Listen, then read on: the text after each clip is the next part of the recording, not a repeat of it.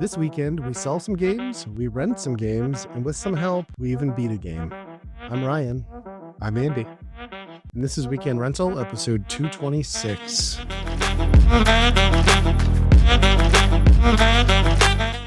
Hello, everybody. Welcome back to another episode. Andy, have you recovered from the swap meet?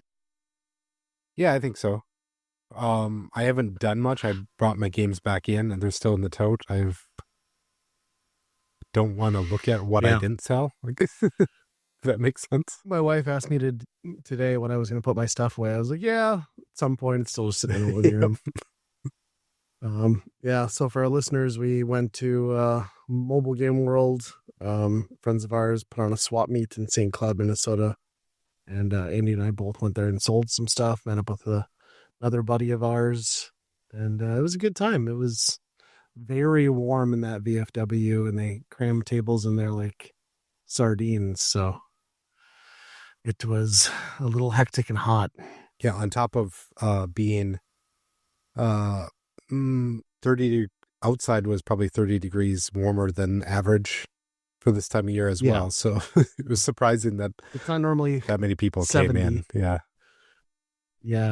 It was. They had a good crowd come through. I mean, I was busy talking to people and selling, so I didn't get a good head count, but it seemed like there must have been at least 300 people that passed through, maybe up to 5. It was tough to tell. Yeah, it kind of really revitalized my view on that people are still out there looking for games. But definitely not the stuff that we were out looking for. Like, no, there weren't a lot of cartridge games, I would say, at this thing. It was a lot of PS2, Xbox. People weren't really buying Sega stuff at all. Like, I barely moved any of it. Yeah. And, most of the tables just didn't have what I would consider retro. But I guess the PS2 and Xbox are pretty retro old at now. this point. So, yeah. So, yeah, it was nice. I moved a lot of stuff, made a good chunk of change, didn't buy anything to bring back home and counteract what I was trying to accomplish. So, yeah, that's fun. Should have taken some lessons from you. There was just a couple things that were a little bit too tempting for me that I ended up. I got a few Switch games that I didn't have, but yeah. That Vectrex was about the only thing that I really, really desperately wanted, but I was just like, I can't jump into another console. Yeah. Like, I'm just gonna have to let it go. So, but yeah, it was fun. I don't know that my son had a good time. I think he just sat there and played video games on his phone for 4 hours and then asked me when we were gonna leave. But yeah, I was like, dude, you can go around and look for games. And he was like, no. I'm like, okay, whatever. Yeah, my son was along too, and he was pretty much equally as bored, Yeah. Every kid I saw going through with their parents looked just miserable. Like, it was all dudes like their 40s or 30s like us, and then their kids just look like my dad is the lamest person ever to bring me here. It'd be like us getting dragged to an antique store and looking at like old like saws and stuff like that, primitive tools. Or a gun show or something. You're like, I don't need a vintage pistol, Dad. I'm fine. Yeah. I'm glad I went. I mean, I need to do more of it because I barely cracked the surface on some of the stuff I want to get rid of. We do have a family-wide garage sale thing coming up at the beginning of May. I'll probably bring my game stuff there and see if I can unload some of it. The difference is, of course, the market. Nobody wants to pay more than $1 for something at a garage sale, but maybe I can get some stuff to go. So we'll see. Yeah. You had a dollar bin that went by pretty fast. Oh, God, yeah. I mean, I was throwing I could have made actual money off of a lot of that stuff, but I was just like, nah, knickknacks, collectibles, plushies. I'm like, I had a ton of stuff from those blind boxes and loot boxes that were popular years past. And I just threw everything I didn't want to display in there. And yeah, I think basically the other vendors cleared me out before we even really got to the sale. But yeah, that whole thing went. I probably made, I don't know what I made off of that thing. At least 100, probably 150 maybe. Yeah. So, wow. Sweet. And then, our buddy Danton selling movies like it's Oh my God, yeah. 2005. It's crazy. Running his own damn Blockbuster. It was crazy. Like he didn't move games hardly at all until the end, and then like people were just buying stacks of Blu-rays like crazy. I told him he should have apologized to the guy who bought the Solo Blu-ray off of him. Oh I was boy, like, you need to apologize for that. How dare you take money to make somebody sit through that movie? And I was like, interesting fact. Did you know he's called Han Solo because he was alone in line? Best Star Wars lore ever. Oh, Oh God. boy, it's kind of nice to be on the tail end of all of that Star Wars stuff, right? To not The Star Wars overload, yeah. Well, on the downside though, it's sad to see a once loved franchise just be like hated universally by almost all of us. It'll be interesting to see how this next one goes. That the Mandalorian movie comes. Like if that bombs, it's gonna be bad. I just heard that was coming out. I didn't even know they were doing a movie. So that's gonna, I'd imagine, theater run, like actual. I think so. Yeah. Okay. I don't even know where that story left off. Was it them on that planet of like the Mandalorians, and then? I don't know if I watched that last season, which is probably a bad sign for the movie. Yeah. Then. I don't know. I'd like to say we'd get a proper sequel to Rogue One, but the way that ended, I don't see that happening. I think that kind of dovetails into it, the next thing, right? Yeah. You could probably find something in between, but Rogue One and Andor were obviously highlights. Mandalorian was good overall, but yeah, there's been just too much bad Star Wars. Mm-hmm. Yeah, next time, like I said, we were talking, I got just piles of DVDs and Blu-rays. I'm just going to bring a bin of that too, because, geez, it was printing money for him. Yeah. So he did end up buying his Switch too. He sent me some pictures. Oh, okay. So he's excited about that. So yeah, worked out well for him. I think also worked out well for him that he's got an EV, and we're paying like $3.50 a gallon to drive that thing. And I'm like, how much does it cost you to like charge it up? He's like, I don't know, like $8. I'm like, fuck you. It cost me $50 just to get here. Yeah. Crazy. Yeah. But then that Chinese buffet, man, I don't know. Like, I've never eaten at a Chinese buffet and I thought to myself, like, I'm going to get food poisoning. But at that one, I was like, yeah, I'm going to get food poisoning. I didn't either. But there's definitely some stuff where it was like, this is pretty stock. Yeah. I found a couple dishes that were like freshly put out and I was like, oh, this is okay. But I'm also kind of glad my son picked that because I knew for a fact that if we had gone with the pizza option, I was going to like shit myself before I made it home. Oh, yep. Because lactose intolerant and stuff. So it worked out. Yep. Yeah. Yeah, it was fun. It's weird. We've gotten to see each other like twice inside of like 2 months. Yeah, here, right. In person. That's like maybe more than we've done on an annual basis for like 5 years quite now. a while. Yeah, for felt like maybe at MGC once a year, maybe. But yeah, it was good to see. Dan, it would have been nice if your table. It was good to see Dan. It would have been nice if your table was like aligned with ours, though, so we weren't like kitty corner. But I guess we're all busy anyway. Yeah. So next time I'm leaving the kid at home. It wasn't worth him being there. He just squatted on my chair, so I had to stand the whole time. So. And you next time need to bring your wife to sell, because as soon as you left the table and she manned your booth, it was on fire. So nobody wants to buy from you, I guess. Well, that's that should be the plan. I'll just go for fun. Yeah, just shop, eat some. What did my son have? Ham and cheese balls that were just that was an abomination. Like that wasn't even. He ate like. Probably 7 of those things. I don't know how. I took a bite of one and was like, "Oh," but I don't know. Made him happy, I guess. I never did get him his White Claw that he kept asking for. Yep, that's. It's like you're not quite ready. 12 might be a little young for a White Claw. Yeah, that was fun. I don't think I'll probably do their next one in the summer because if it's that effing hot. In the spring, my gosh. But maybe maybe fall again. He was saying he was going to do something down in Sioux Falls again, so maybe I can make that work too. But he also said they didn't get a ton of vendors there at that one, so it makes me a little nervous. Yeah. Well, but yeah, it was good to see those guys too. I haven't seen them since MGC last year, so. Yeah, it's pretty cool that they can continue to find stuff, have stuff to sell. I can't imagine doing that, and it's got to be increasingly hard to do. He told me that they bought out a complete NES set for $10,000. Really? I was like, holy shit. Wow. I'm like, when you do the dollar conversion on that, like obviously worth it. That's actually an incredibly good deal. It's a lot of cash to sit on because you know that you're not going to sell that. I mean, it's going to take them 2 years to sell through that, I'm sure. So, yeah.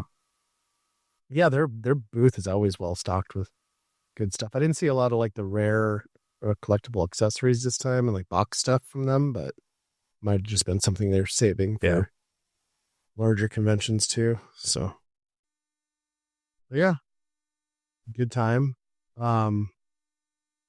Looks like you've been playing a game that I've also started a little bit. Yeah, I got a little bit into it. That's his Monster Hunter, the newest one. Wilds? That's what it is. I think so. My brain stopped on that one. Yeah, it's Monster Hunter. It's doing that same thing. It was pretty quick, I will say, to all the other Monster Hunters, to the point where you can just get to the quest book and start playing and have the lobbies and all that stuff. Yeah. And if you can join co-op at the point that I think you and I both got to, that's like at least 2.5 hours shorter than most of those games. I liked that they kept the mount stuff too from whatever the one that came out on Switch first was. Because that's really nice to just like set an auto destination and have it like run for you. So you're not like constantly flipping back and forth on the map. Yeah. And I didn't play that one. Were you able to like grapple? In that one you could, yeah. Yeah, because that's really nice. I think you did play it, but we played it once it got to Xbox. Yeah, maybe. I'm trying to remember. I think it was later. I want to say we all jumped into it. Like, it was weird because I bought 2 copies for the Switch to play with my son. We never got into it. And then once it came to Xbox, we played it together. And it was on Game Pass. It's like I wasted like $120, but whatever. Yeah. No, it's nice. Yeah, the mount and then going around and just being able to grapple the ferns and the plant and the herbs and all that stuff around you as you're just quickly going through. I don't know, like I know you could grapple, but I don't know if you could grapple items. Yeah. So that might actually be That's what I did. I didn't think you could in the old ones, which is huge because you can just. I think you're right. You can just go around and do it as you're running through things. Yep. Yeah, that's pretty nice. And like the whole central hub is like in the world as well. So there's no like loading screen in between any of that. It's just like you can just go right out of your little, village hub thing right into a hunt. Just go find the guy. Yep. Go, which is pretty cool. I think I was hoping a little bit more from like for the visuals. Like, granted, I went for balanced versus like fidelity because I'd rather have it run smoother, but it still feels a little like there's always something about a Capcom game that always feels like a little like PS2-ish. I don't know what it is, but or like an HD version of a PS2 game. You know how they like they're like, we're gonna up-res the main character's face to make it look good, and then all the textures on the world look flat and ugly. Yep. Yeah, and once again they put like the overly detailed and weird like character editor in, so I spend entirely too much time, and then I eventually just get bored and just like select the stock stuff. Right. But it's good to see that back for something that you're basically forced to just go with whatever horrendous armor that you need that's available to you. At the end of the day, you don't see any of it, right? It's like having you pick the color for your underwear and you're like, I will never see this again. It doesn't matter. My Palico this time around is real ugly. Like, I just made a really ugly looking Palico, and he's got like an odd voice, which I find disturbing. So Yeah, we'll have to dive into it together. I just gotta get a little further into it. Yep. It's hard to like get the muscle memory back Oh yeah. for a Monster Hunter game when you've been out of it a long time Yes. because it's so rhythm based. But I went with the Great Sword again. What'd you go with? I tried the gun lance, and I just I've never been able to it figure was that too out. slow. I just couldn't. Yeah. So I went to the switch axe, I think. Trying Okay. that. Yeah, I think you played Axe last time we played one too. Yeah, I've always thought like the dual blade thing might be fun just because it's speedier, but I kind of like the risk reward of like the slower weapons where you can get like an insane hit off once in a while. But... Yeah, I think that's kind of the best feeling in this game is when you can go up to a guy and just there's like a 3-second animation and you know you're gonna whack him in the head and it's gonna do a lot of damage. Yeah. It's gonna feel good. Yep. Until a rogue like dinosaur just runs in from off screen and just plants you to the ground. So yeah. Now I'm looking forward to getting into it. It's been quite a few years. It's probably been almost since the pandemic that we played the last one. Yeah. So yeah, I think I'm at the exact same point you are and through that opening tutorial. So yeah. I've done a few hunts past that, but I'm basically just still farming for, to get those base armors. But yeah, I'll have to get in there and get a little bit more upgraded. Should be fun.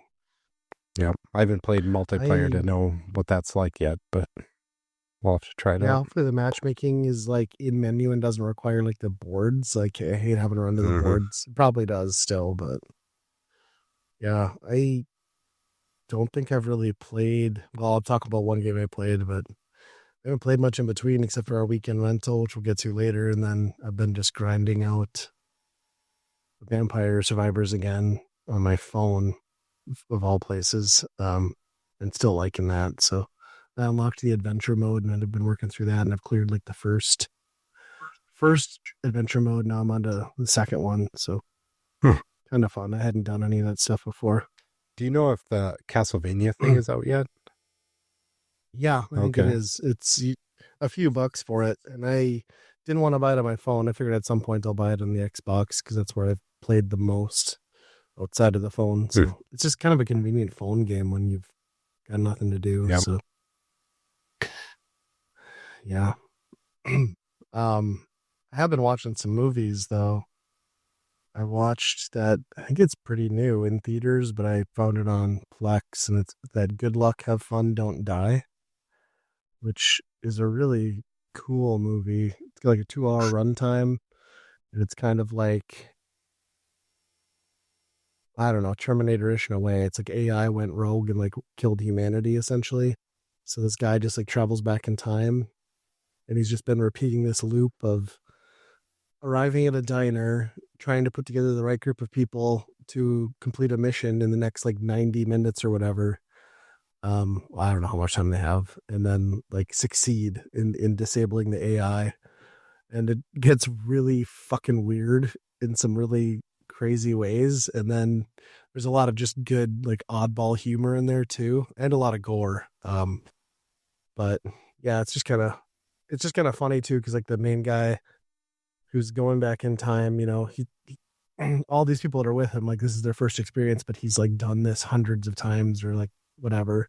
So he's just like, not all you're gonna live. He's like, some of you are expecting. Like he just like throws people to the roof, wolves, and like people just die randomly. He's like, I don't give a shit. You know what I mean? Like I'll just travel back in time and come back. So yeah, I recommend it. I've heard good things about this. So it gets kind of like Groundhog's Day, where it's just kind of, he gets to the point where he knows optimize. It's like that if like he's already at that point and has like fully like been disturbed. Like, so he doesn't repeat too many runs in the movie. Like the movie basically takes place in one run, and there is some resetting, but like it's mostly just one go of it. So he's kind of the only one that's just like desensitized to everything. Okay. Yep. But it's pretty good. And yeah, it gets really, really bizarre at the end, but I enjoyed it. Yeah, I've heard good things about that. I definitely want to check that out as soon as it. Yeah, I think you'd like it as soon as it comes out on something, which I think it would. Yeah, Yeah, I mean, if it's been, I think it's been in theaters at least a month and a half already, so we're probably another 2 months from it hitting a streaming platform. So, yeah, I didn't really know anything about it other than like I think I'd seen a trailer and then watched it and was pleasantly surprised. So, and then I think I watched one other one. Oh yeah, The Immortal Man, Peaky Blinders movie. So, did you watch Peaky Blinders at all? I haven't. Well, it's on my list that I want to get to that. But yeah, I've never seen any of it before. It's a tough show to watch because like it takes a long time to understand the characters and they all speak in like period accents, which is very hard to follow at times. Is it? And it's just super depressing. Is it sort of like Sopranos, like mafia, mobster type stuff? Yeah. Yeah, kind of. Yeah, it's set in England after the First World War. And, you know, they're all kind of like battle hardened and like criminal organization. And it ended, you know, the series ended in an interesting way. Kind of, you know, how those things go of like a broken character, but like you never really had any finality to it. And this kind of jumps back in many years in the future. World War II is now in progress, and you kind of get to see a conclusion to all of that. So I think it would be a very tough watch to be invested in if you hadn't watched the series. But I think it's a nice end to that, or at least to this storyline. So I liked it. It could have been a little shorter. Maybe there was a lot of like really slow moving stuff at the beginning, but I guess that's kind of part of the series too. So. Yeah. Is this the first time, do you think, that Netflix they finished something and then they came out with additional content that probably wasn't planned in the first place? Maybe. Yeah. It's just, I mean, I like the series a lot too. Like Cillian Murphy is just so goddamn good. Yeah. In this especially. So it was great to see them give it another go. I am curious, like, what the theatrical run got as far as... Oh, they put it in theaters. Money? Okay. It did go to theaters for a little bit and then quickly followed to Netflix. So, So yeah, if you haven't seen Peaky Blinders, definitely, I think there's 6 seasons of that, 5 or 6. And then, yeah, this is a nice conclusion. So, yeah, I wonder if that takes off, do they keep doing that to other things? Is it finalized? Like, is there a thing where they could make another movie or anything off this, or is it pretty much... If they did, they're going to have to go in a different direction. But yeah, it's possible. I suppose there could be offshoots. I mean, you look at Yellowstone, for Christ's sake, there's like 7 different series running on that right now. So, yeah. So Stranger Things movie at some point, probably. Probably. I can't imagine they're going to let that die after that animated series is out, right? Yeah. Have you seen the trailer for that like pizza movie that the one kid's in? No, I don't think so. So they take like, I've watched the trailer, it just looks bizarre. They find like mints in their dorm room and they take it and it's like some weird drug. And then the only way to like keep you from getting like horrifically hallucinogenic is to eat pizza to like offset the drug, apparently. So it's just like 2 guys stoned out of their mind, like freaking out and losing their shit, trying to get pizza delivery so they can eat it and like recover. It looks just stupid. It might be funny though, but it's a terrible premise. It's like a fat guy's version of Crank. Kind of, yeah. God, I forgot about those movies. Those were something too. Yeah. I almost want to go back and see those because they were crazy stylized back then. I can't even imagine how they look nowadays, but yeah, wow. Yeah, I haven't seen Jason Statham in anything in a while. I think he's in a lot of things, but I think there are those things that are the equivalent of the Redbox movies, but somehow those are even less visible now, right? Yeah, that's probably true. I wonder if he's still got to be involved in the Fast franchise, I suppose. So theoretically he's in, unless his character died, I can't remember. Yeah, who knows? What is that stopping him? Facts. Yeah. You can resurrect everybody and you can go to space. So, yeah. Which, I mean, it's been a few years since that thing came out. Why? I don't even know if that's coming out or if... I think it's next year, maybe. or later this year. It might be. I don't know. I heard some update on it, but yeah, it's been long enough that I can't imagine too many people are going to give a crap by the time it does come out. It will undoubtedly be the worst performing one, I would imagine. I would think so, yeah. Everyone's kind of over it. I think everybody's over movie theaters to some extent too, but that's true. But we're all going to have to go back here soon because Mario movie comes out next week, right? Yep. Is it the first that it starts in theaters? The first week of April, I think, right? Yeah. Been seeing merch everywhere for that. Target's full of it. See ads in my feed for popcorn buckets at theaters, and I'm not like, I'm going to go watch it. I think it's going to be good. But the first one was just kind of whatever to me. And then, when you see the Sonic movies and realize how good a video game adaptation it can actually be as a movie, and then you see what they do with Mario, and it's kind of just like it's lame in comparison. But yeah, I mean, I'll sit there and watch the Sonic movies over. The kids will put those on, and I'll sit there and watch them. The Mario one, I watched it like one time, and I'm like, yeah, I got it. I don't. Yeah, I think that was us too. Kids still watch it. The best thing that came out of it was the Peaches song, right? Yeah. Yeah, and we got the official name reveal trailer for Sonic 4. So yeah. I love logo trailers. Like, how dumb is that? That's a thing that we do. Yeah. It's the name of the movie, Sonic 4. It's like, yeah, we knew it was going to be Sonic 4. Yeah. I don't know if they announced who was going to be some of the other people, but they did. Like Nick Offerson, the guy from, is that his name? Offerman, yeah.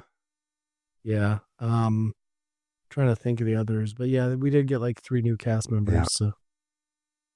And Jim Carrey is back again, which is crazy. Yeah, for a guy. Came out of retirement, retired, came back. Like, he just, I don't know what it is, but I guess like he kind of steals the movies, especially the third one. So yeah. It's not like he's doing a lot of other stuff. No. No, for him to do what he was doing in that third one and let him do that was, yeah, I think he was having a lot of fun at that point where he was like, he's in his late stage Eddie Murphy era, I think. Yeah, for sure. I'm curious to see. I think that one has to be next year, right? Yeah, I think so. Yeah. There's no way that comes out this year yet. They'll want some distance between them and Nintendo. Although, is Zelda movie 2027 or is there no date on that yet? It's got to be close. I mean, they showed things in it, right? Right. Yeah. That'll be interesting. So what else you got going on? I haven't been doing much. I mean, before the swap meet, it was getting ready for the swap meet, so it was a lot of time invested in that. So outside of that, I was just going through news, and the stuff that's been happening lately is kind of weird. And I mean, obviously, we've known a lot about all these companies laying off people. There's been plenty of that going around. Mm-hmm. And there's been some pretty big things that have announced that kind of getting turned off. And I mean, the biggest one is probably Facebook turning off their whole like metaverse in Horizon Worlds. Oh, really? Yeah, the VR, they're shutting it down. Which was, I mean, we're maybe 2 years away from when it was, they really pushed that as like, you're going to be having your office meetings in this thing, And I don't doubt why they're doing it. I mean, I've been in there and there's, some of their main worlds, there's like 10 people in, like, well, okay. Sure. I don't know if they have instances, but if it's just one instance, it's like, holy cow, this is not taking off at all. Yeah. But the amount of money that they spent in that and thinking that, number one, VR was going to be the thing, and then to be like, we're doing the metaverse. Right.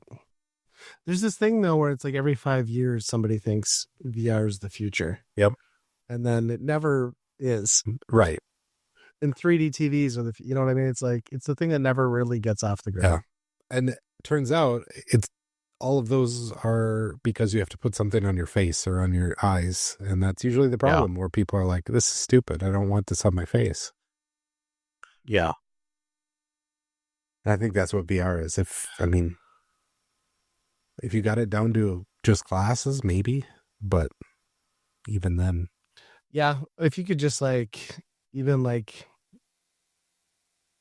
if they could figure out how to do simple room setups with a projector that threw stuff, you know what I mean? And you just have a thing with a curtain or something. I don't it needs to get to that point where it feels more immersive than a holodeck. It's always that headset holding you back, you know?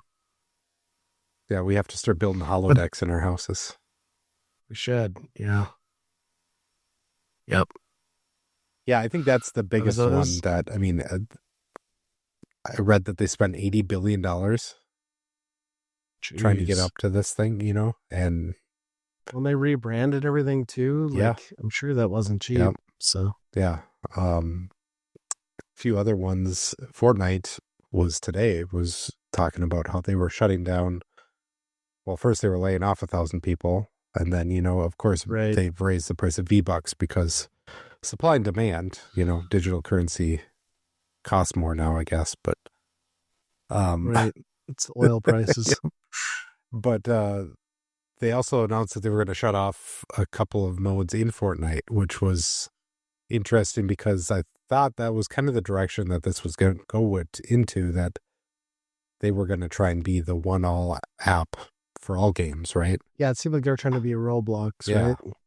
And some of their main ones, the first ones that they started out with, they got Rocket League, and they're like, well, we're going to make a racing game in it, which was decent. It was kind of like a Trackmania almost style with the Rocket League cars, and it was fun. But yeah, every time I played it, you could tell it was mostly bots in it, Sure. So one of their music modes is going away. Is there still all that Lego shit in there too? Yeah, that's all still going. I think they added another thing of that. So that must be doing all right. Their highly competitive one that was kind of like a Counter-Strike type thing, like close quarters thing, that is getting shut down too. But sure, just play Counter-Strike. Yeah, right. That formula is proven at this point. But yeah, a lot of weird. Even AI stuff. I saw that they're, Sora, the video, the OpenAI video platform that they were. I think they launched it last year. Was it? They're already shutting that down, and it's like tech is kind of going crazy where it's pumping up, we're raising it up, doing all this hyper marketing on stuff, and then no patience, and we're shutting it down, It's hard to imagine though that they didn't overbloat staff. Oh yeah. With the buildup of that. So I'm sure they found themselves in a position where, not that the thing doesn't still print money, I'm sure, but not to stockholders, bottom line, you know what I mean? No. Kind of inevitable. Yeah. And they're going to leverage AI to do a bunch of stuff too. Yeah. So. Yeah. No, it's just interesting times with all that, This is not tech related, but did you catch the headlines from the USA Today? I don't know. What? So a professional cornhole player who also happens to be a quadruple amputee shot and killed his passenger while driving a car. Explain how any of this is possible to me. Quadruple amputee, driving a vehicle, shot his passenger. How do you drive and operate a gun as a quadruple amputee? I can understand the cornhole thing probably, but what the fuck? So many questions in this case. I just don't understand. That is crazy. Yeah. I want to know the answer to multiple questions on that. Yeah, I read the article and they didn't get into it because everyone's asking the police, how did this person do this? But I think the most amazing part to me was they said he picked up 4 people. So he had the guy in the seat next to him that he got in an argument with and shot. But then he had 2 people in the back It was just like, hey, I'm going to pull over. Can you throw the body out? And they're like, no, and then ran away. It's like, how are you going to get away with a murder when you have two witnesses just in your back seat? This is the dumbest, most comical. I mean, it's sad. Somebody died, but like, what in the world? I read that and like had to reread it. I'm like, did I read this correctly? Yeah, sure did. There's going to be a documentary or there's going to be some movie made on that. Movie for sure. Yeah. I'll be curious. Kingpin see 2. what details come. Cornpin 2. I just kept thinking like he's gonna be playing cornhole real hard in the penitentiary. He can't fend his cellmates off. So poor guy. Well, not poor guy. He's a murderer. But yeah, just wild. That's about as American as you can get, though, right? It reads like an Onion headline, to be honest. It's so weird. Yeah. Well, you cut off my my next topic after at the knees. Let's get into it. I came across this tweet that had me really scratch my head too. Not quite as much as what that whole ordeal was, but no, there's a tweet that came out today about from Linda McMahon, who is famously Vince McMahon's wife, but also our Secretary of Education. Head of our education. Yeah. All the best people are in the right places. Out of her official account, she tweeted out a picture of a bunch of PlayStation 1 things on a background and said, "In this day in 2005, the PSP released. It really did something with handheld gaming. It brought about the issue, the whole like era of gaming on the go or something like that." She knows the Game Boy came out in like 89, right? Right. But there's just so many questions to begin with. Yeah, I mean, obviously it's wrong. And then like, where did this even come from? Why is she tweeting about this? I don't know. Yeah. And this is just a long string of like weird government things where they're splicing in gaming into all sorts of communication. But yeah, that is just bizarre. Yeah. When did that come out? 2000? 2005, I think it said. At least I'm trusting Linda on this one. Yeah, that sounds right. I guess I started college around. Yeah, so that makes sense. Huh. And it was PS1 games, not actual PSP games? Yeah, well, the generated graphic or whatever that they had was PS1 on it. Huh. Did somebody like hack her account or what happened here? It's either that or something, maybe the person that was the marketing person that's actually runs their accounts or something was logged in on the wrong thing, and turns out they just have one of those like this day in video game history accounts. I don't know. That's AI wild. Generated. That's I don't funny. know. I'm sure the internet was having a field day with that. Yeah, it's like almost 1 million views or something on it. That's funny and stupid, but it tracks, right? It just, there's some things like that, and also a cornhole player who doesn't have arms and drives and shoots people, where you just, it sticks with you all day, wondering when you don't have answers. How did we get here? Right. They're never going to comment on that. They'll delete that tweet and then never hear about anything again. Whoa. That's funny. I hadn't heard anything about that. And that just happened today? Yeah. That's wild.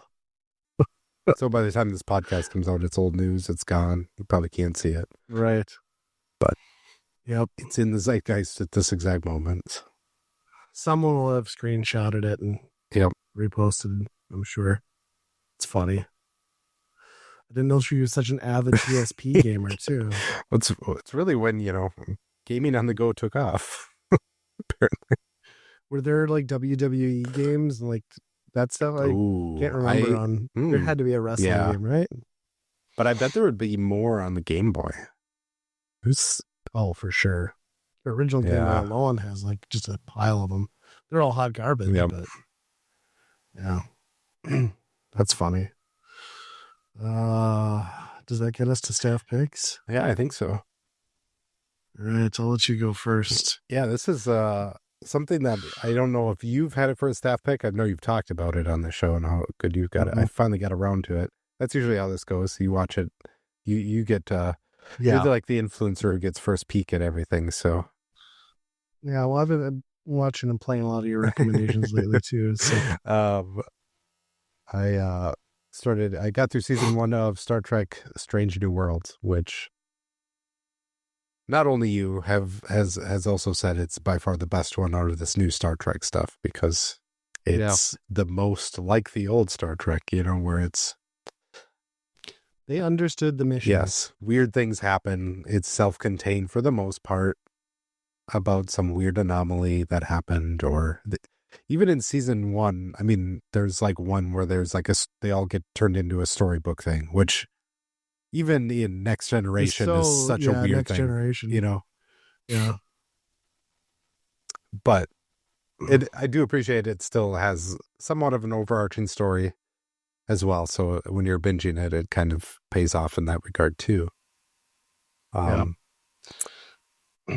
It's very well cast too, I will say. Yeah. And if you aren't aware, it's kind of like a prequel to the original series, because it's before Kirk. Is it between Next Generation, or I forget where it lands in the timeline? I think it's before the original one, so like before Captain Kirk, because it's got Spock and like Uhura and all those kind of there. Yeah, that's right.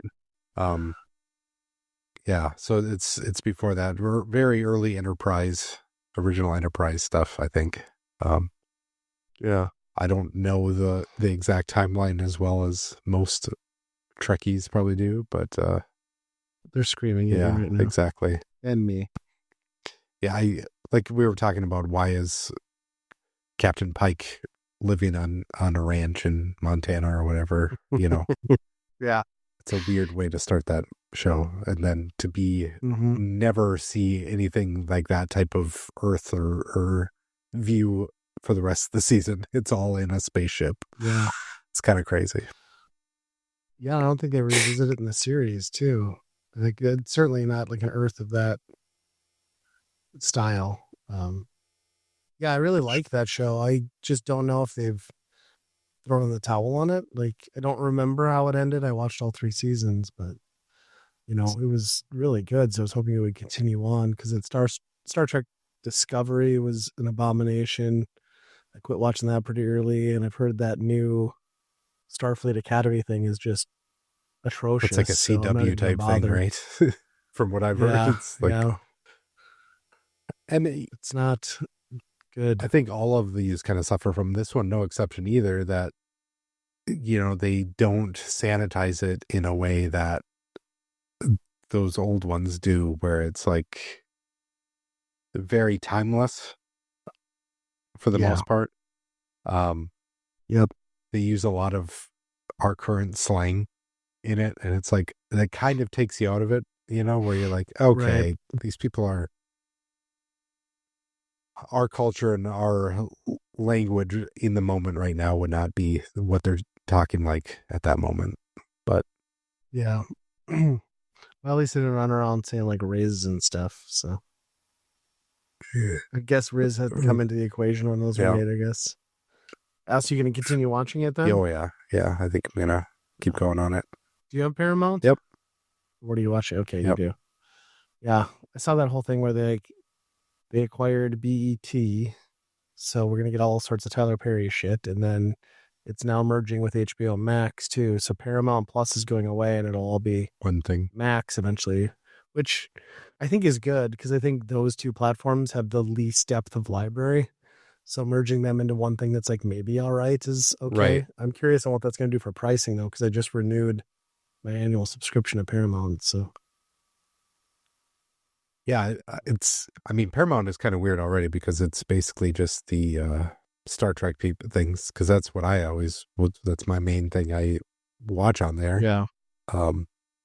Some football during the football season, and then just pretty much everything on CBS that I don't give a shit about. It's all old people stuff. Yeah, exactly.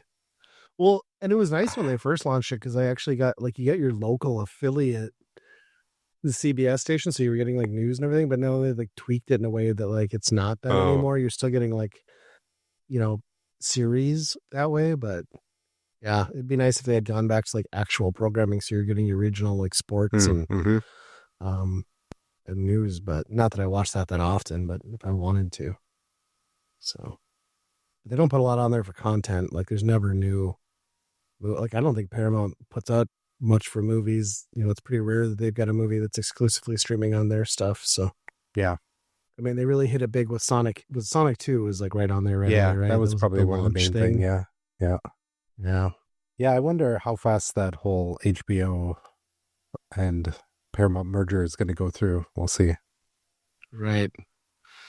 I mean, if the whole Hulu Disney thing is any indication, because a month ago that was supposed to be rebranded and merged, and there's still like separate apps right now. So, I mean, libraries I think are merged for the most part, but yeah. Well, I hope they do some more of that. I also heard that there's a new season of Orville. Not that that's kind of related, but I heard that that's been written, and you just need to find time and get it greenlit because Orville, I think, is a great spoof on Star Wars. So it'd be nice if they do another one. Yeah, that's another one I need to get into that I haven't spent too much time watching. Yeah, it gets kind of crappy later on in the seasons. Like I just don't know if they just didn't have time for it. Like just some really dumb episodes, but the first 2 to 3 seasons are awesome. Yeah. And it had Norm Macdonald, so that was always sweet. Yep. And the thing I like about that one is like they do all the stuff you would be doing with the holodeck and the replicators. Like it's like porn and unlimited cigarettes. You know what I mean? Yep. It's like that's how this would work. Yep. Like it's not some idealistic thing. I think that's kind of the weird thing in the Star Trek Stranger Things is like there's so much like cooking happening. Everybody is like cooking and making food and stuff. Which in the older, in the older ones, it's always like it just comes out of a machine or whatever. Nobody even thinks about food or anything like that. Yeah. And strangely, there's never any alcoholics on these ships. When unlimited beer can just be like materialized in front of you. It's funny. We've moved past that. That's a race, I guess. Yeah.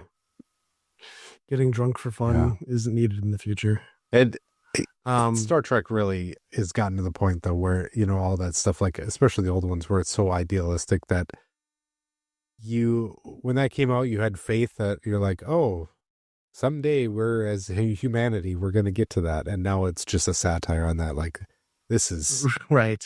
The most unbelievable thing in this whole sci-fi show is that humans acting this way together.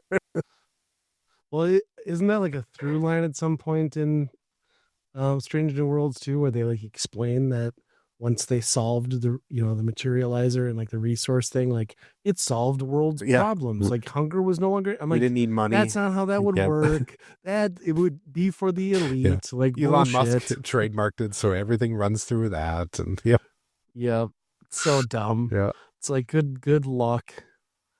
So my staff pick, I just actually started it tonight because I'd heard good things about it. I picked up that Retro Rewind on Steam, which lets you just basically run a 90s video store with VHS. It's just like any of those simulators. You rewinding the tapes in the morning, turning the light on, stocking new movies, talking to customers. But it's pretty fun and nostalgic, and some of like the AI movie titles are pretty hilarious. You got like the whole like random stuff of like phone calls coming in. People are pissed off because like a tape doesn't work, and like a guy will come in and ask like, "I'm sad. Give me like a movie that's gonna make me cry or whatever." And you're like kind of run over to the shelf and like find what they're looking for more or less. It's kind of fun. The only thing I haven't figured out yet is and maybe it's my fault because I'm not paying enough attention to the names of every movie I have. Like you'll get phone calls occasionally. They're like, "Do you have this movie? Can you reserve it for me?" I'm like, I don't know off the top of my head. And there's no way mid conversation that I've found to like go look. So I've just been telling people I don't have the movies, which might be bad, but yeah, it's pretty cool. And then you get a couple days in and you got to close your shop and you can't because the back door is open, and you just find a note, and it's from a guy who sells bootlegs and porn in the back alley, and he like shows up Tuesday nights and Thursday nights at 9. You like run out there and you can buy like adult films and like bootleg horror movies for like half price and stuff. So kind of cool. And then it all runs off like an event calendar too. Like you've got like different days.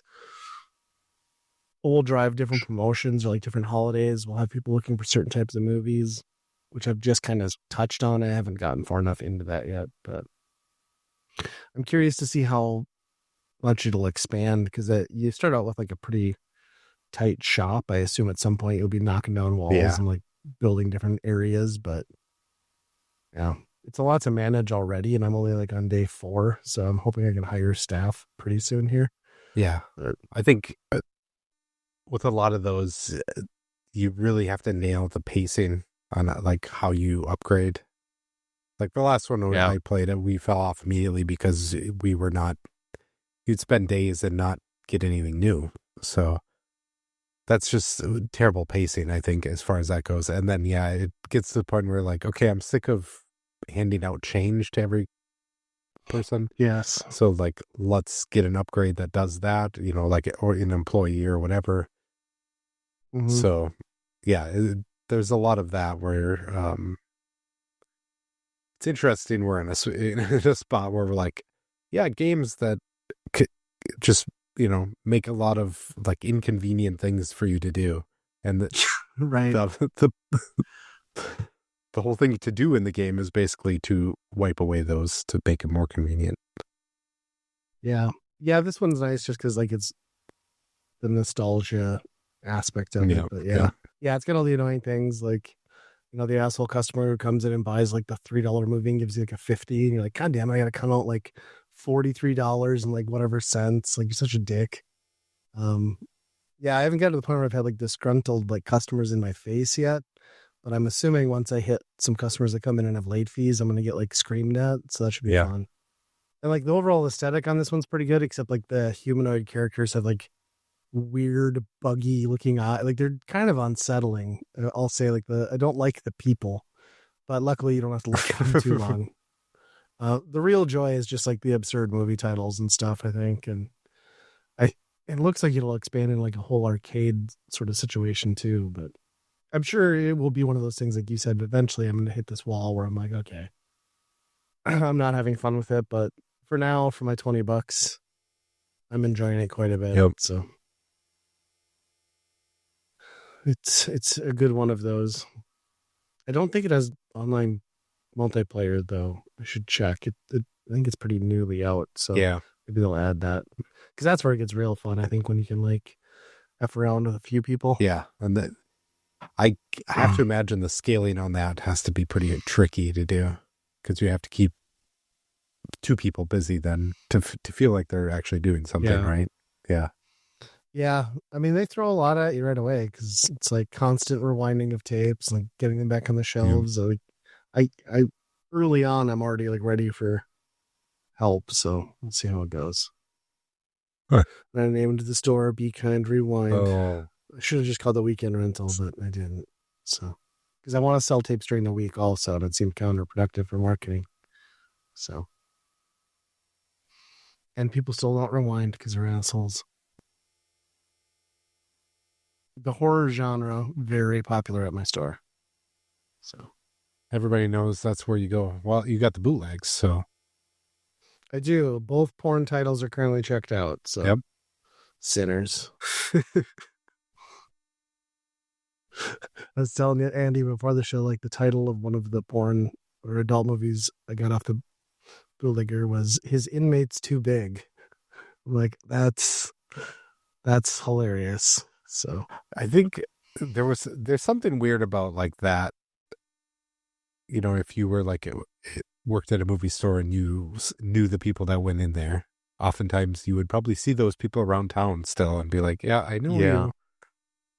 No, I know what you do." It's awkward for everyone involved. Yeah, pre-internet adult entertainment is just uncomfortable. And then like a lot of times you have like teenagers working the counter, so it's like the Lutheran pastor just came in and rented like an NC-17 movie off the top shelf. You know what I mean? Yep. You're like, how's this supposed to work?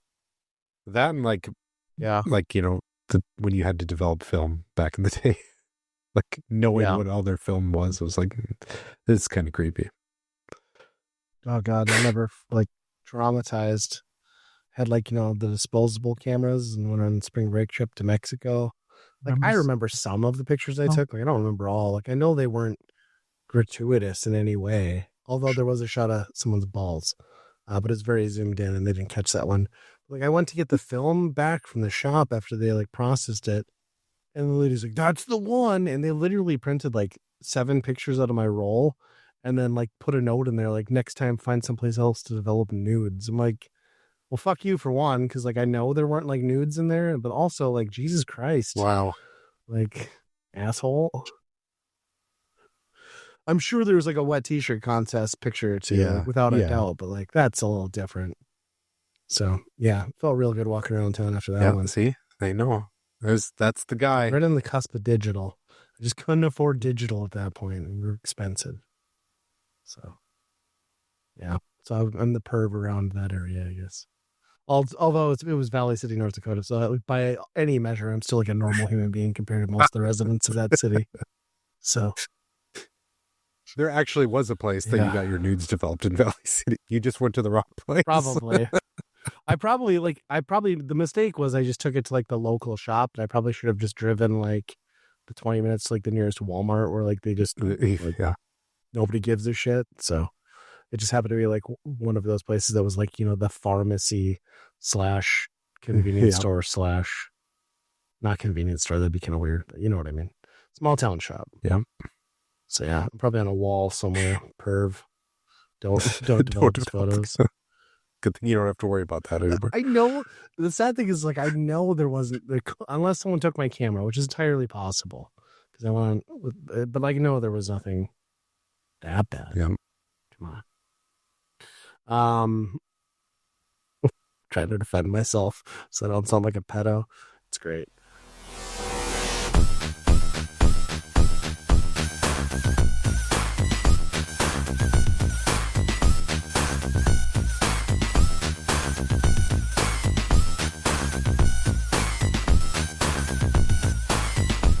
If you're having a good time with us at Weekend Rental, I think you might enjoy all the great geeky stuff found on the Geekade Podcast Network. They've got podcasts about games, music, movies, and more. Plus, if you order off their secret menu, also known as the Geekade Patreon, you just might find an exclusive movie podcast hosted by Ryan and myself. Check it out over at geekade.com. And hey, if you'd like to turn Weekend Rental into a true multimedia experience, our YouTube and Twitch channels might just be for you.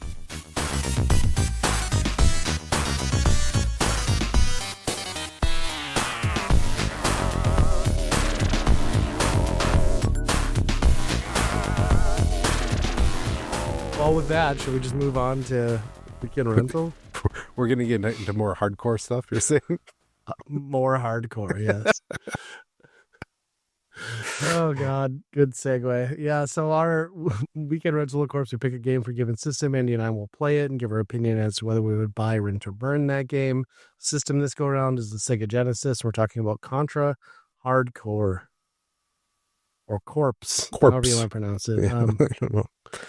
And yeah, this is an interesting one because it's a Sega exclusive Contra game from Konami, and I think this is the only Contra game not on a Nintendo. Well, at least up to that point, it's happened since. But no, it definitely seemed like a Nintendo franchise at that point.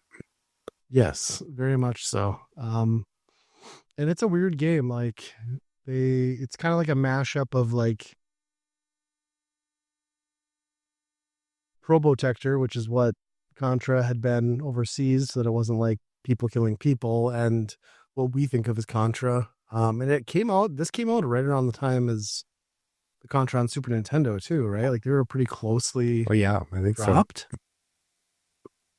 And yeah, it doesn't even feel like a Konami game. It almost feels more like a Treasure game on the Genesis. Just the way they did the graphics and the sprite rotation I mean, it feels like a Contra game, but like in that aspect, like it totally feels like Gunstar Heroes got palette swapped with Contra in an interesting way.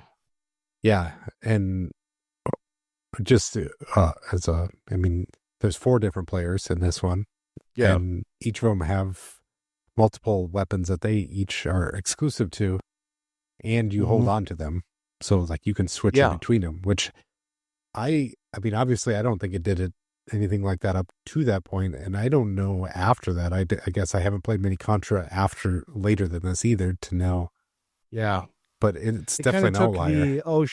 It kind of took the oh shit, I grabbed the wrong power up because it fell on my head aspect out of the game a little bit. Although selecting between those guns on the fly is probably going to get you killed, so it's like find the one that works for you and stick with it, I think. That's what I did.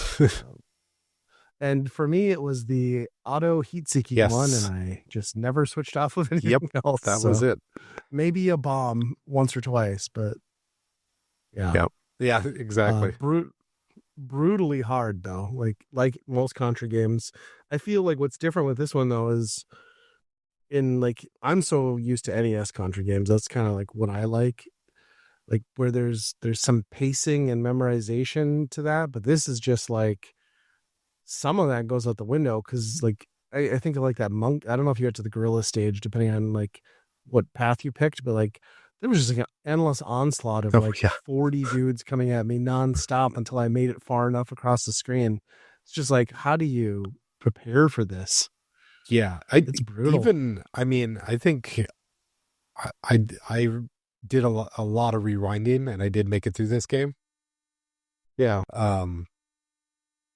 The very first level, the very section of the very first level is one of the hardest things in the game. I was dead in like 30 seconds, like all 3 lives gone my first time booting it. Like I didn't even make it past the first guy up on a ledge. Yeah. I was just done. It's crazy. I mean, it's got the same amount of guys and bullets, I think, as the other one, but the speed is like 3 times faster than all the other ones. Yes. It's crazy. Yeah, it is not pulling any punches. I like the kind of like darker tone of it too. It fits the Genesis, kind of like that grittier post-apocalyptic vibe. And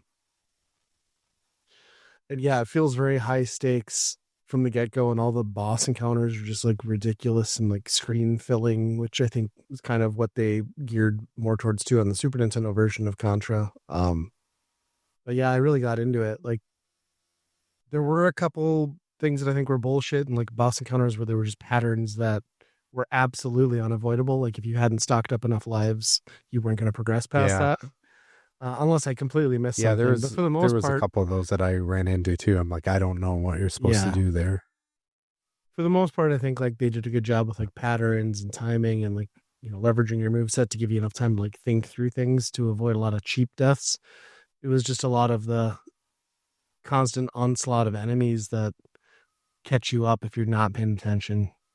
I still think even if you memorized really well and had like reaction time of not somebody nearing 40 years old, right? I still think it would be damn near impossible to beat this with 3 lives, but yeah. I like the teaser too that they give you the options thing on the home screen, and your choices are to lower the amount of lives you start with or just go with the 3 they give you. I'm like, that's a kick in the junk right there. There's got to be a Konami code of some sort in here, right? Yeah, probably. I would imagine there's something like that. But even that, I don't know if I would be able to pull off all the way through. But yeah, with the rewind feature, though, it's fairly manageable. And then you do kind of get in the groove with it where you're not dying as much because it's making more sense to you. Yeah, as soon as, I couldn't beat it without it. The first couple things, and I think that's what it is if you realize what the boss is doing on certain things, because a lot of it is just my reaction time, at least, is not going to work. So I'm going to die those times. And then once you figure out what they're doing, then it's like, okay, then it's not so bad after that. But yeah, it's, I don't know what paths you took, but there's only just a few spots that I would consider like classic Konami or Contra where you're kind of going through things in a lot of guys. which surprised Yeah. me. A lot of them are like mini boss, big boss, stage clear or whatever, Yeah. you know? It's crazy. Yeah. Yeah, it is true. I think I went first level and then go to the research facility. And then what did I do from the research facility? I surrendered instead of fighting. And then I didn't quite beat the game, but I had to have been on like the last level or two probably. But I enjoyed my time with it, and by the time I was getting further into the game, like I was really like in the zone with it. And I'll probably play it some more and see it through because I just didn't quite get there. But I have played this in the past and just never connected with it. And maybe it's the addition of the rewind feature to kind of like let you see more of the game that helps. But I was actually really impressed with it. I think it might be one of the more like technically impressive and just like batshit crazy Genesis games out there. Yeah, it's just cool. I mean, it is just like, I mean, from the get-go, you're just plowing through carnage and then just hopping out of this big van like thing that and it's like that nonstop. I mean, all the way to the end. It's just cool shit happening. You're just the coolest guy doing stuff. Yeah, for sure. Yeah, it makes you feel like a badass. Yeah. And like just the visual spectacle on top of it. I think it can get a little too carried away with like the perspective flipping and like sprite.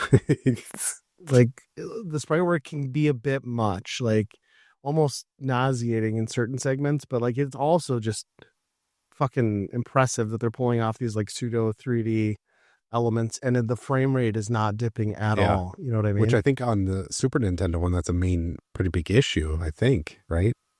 Yeah, I've never been good enough to get anywhere good at that. Yeah. So I mean, I think that's probably the biggest point. I've played some of this before, and it's, if I was playing on the cartridge, I would never see past the first level. I don't think. Right. I don't think I would either. I would never have the patience I barely saw past the opening screen. So. Yeah.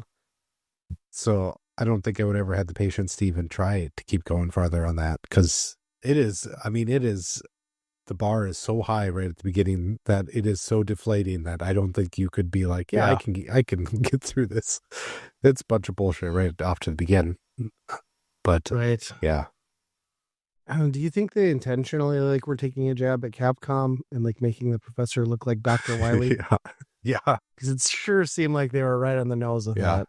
There's the wolf has kind of like a charge up beam thing like a Mega Man does too. It's pretty funny. Yeah. He's crazy. Did you play the boss of the scientist where it's like the Fly? No, I did not. Oh my gosh.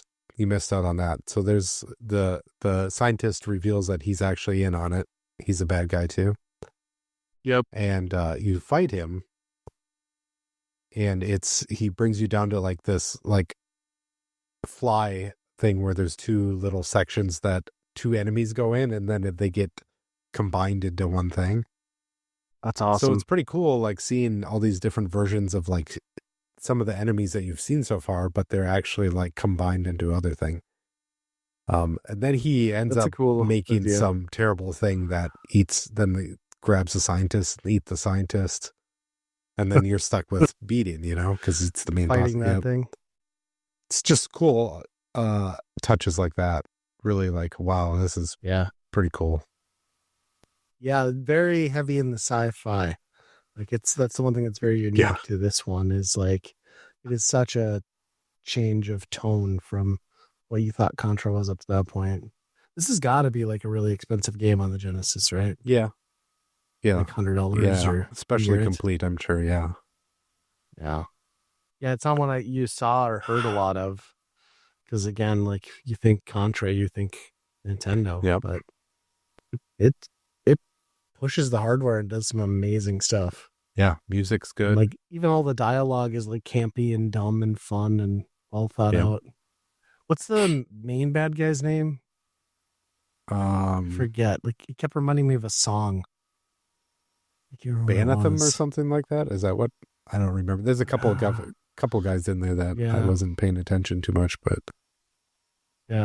Yeah, it's cool. What are your thoughts on it then, as far as like a Byron Burn scale? This is a easy buy, I think, which is crazy because I usually cannot deal with difficult games, but this is the style that was, with the rewind, of course, was able to find a lot of enjoyment of just, as long as you can avoid some of the bullshit deaths that you do, then it felt rewarding that you were able to learn off that pretty quickly. There was only a few times that I was like, this is ridiculous. This is not, you're just dying because they told you want to die, but yeah. Yeah, I'm totally with you. The rewind is helping me a lot, but it's hard to deny that this is just like a fantastic, well-crafted game, and it's just such a spectacle too. It's pretty hard to not recommend it as a buy. And I'm not even really a big Contra guy, but this one is impressive. Yeah, I think. I mean, it would depend on the mood, right? On which one you would want to play. There's times that I would be like, well, the first one probably. But out of all of them that I've played, I think this is probably the best one. Yeah. Yeah, I'm a big fan of Super C on NES, which I know is not the one that people love, but I don't know why I really gravitate towards that one. But yeah, this is a great game. Yeah, if you can see it. Yeah, if you can get to some of the levels, for sure. Yes, for sure. Rewind is your friend. Play it on the Switch. Or Switch 2. I had to look that up. I'm like, what do people think is the hardest Sega game?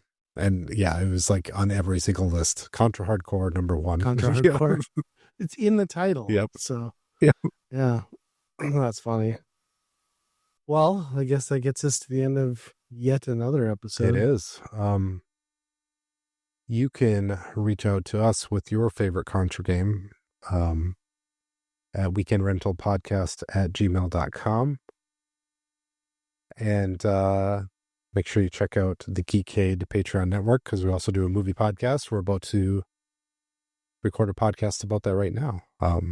This one I'm keeping secret, so you're just going to have to sign up to hear it. So, but do it. Peer pressure. Yeah, just like in Ryan's store. Be kind, rewind. Bananas.